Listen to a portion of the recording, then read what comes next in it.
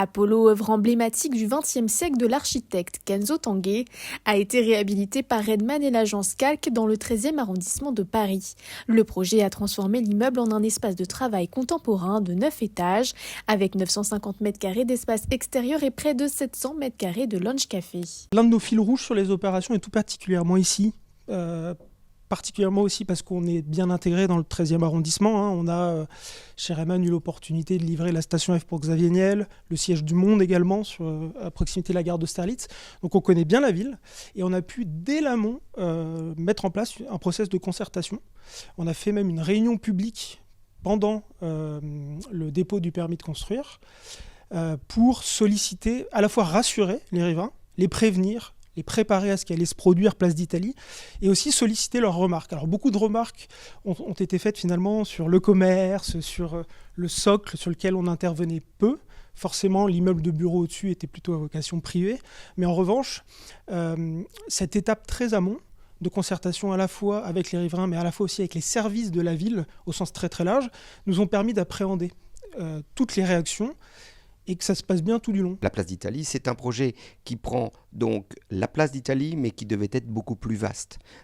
Et donc, forcément, c'est une pièce urbaine majeure dans le paysage du 13e, d'autant plus qu'elle est face à la mairie et sur une des plus belles places de Paris en termes de dimension. Donc, pour nous, c'est la base. Donc, à côté de ça, se fait jour plusieurs choses. C'est un immeuble qui est assez typique de son époque et notamment de l'architecture de Tange. C'est une architecture qui est avec une structure, on va dire, un projet un peu méga structurel. Comme vous l'avez vu, c'est un bâtiment-pont. Ce bâtiment-pont, c'est un véritable pont, c'est-à-dire qu'on n'est pas en train de regarder une image, on est sur une architecture qui traduit le concept. Vous avez les piliers latéraux en pierre avec le pont qui est habillé en pierre et vous avez en dessous plusieurs étages qui sont suspendus.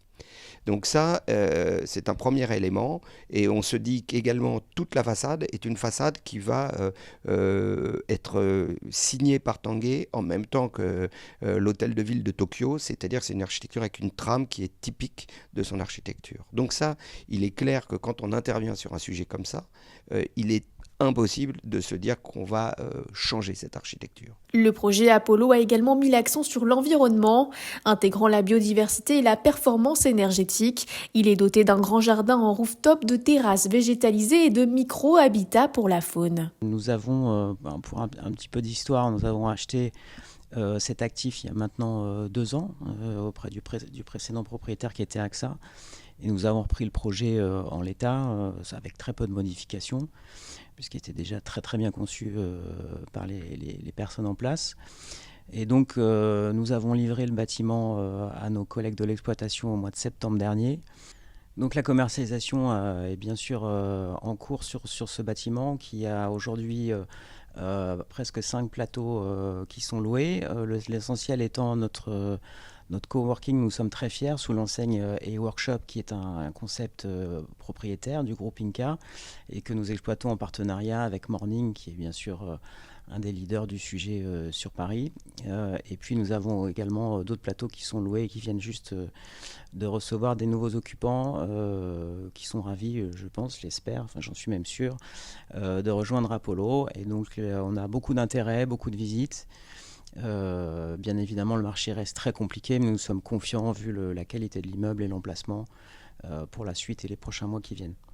Quant à la commercialisation, presque 5 plateaux ont d'ores et déjà été loués. Environ 13 000 m² sont encore disponibles.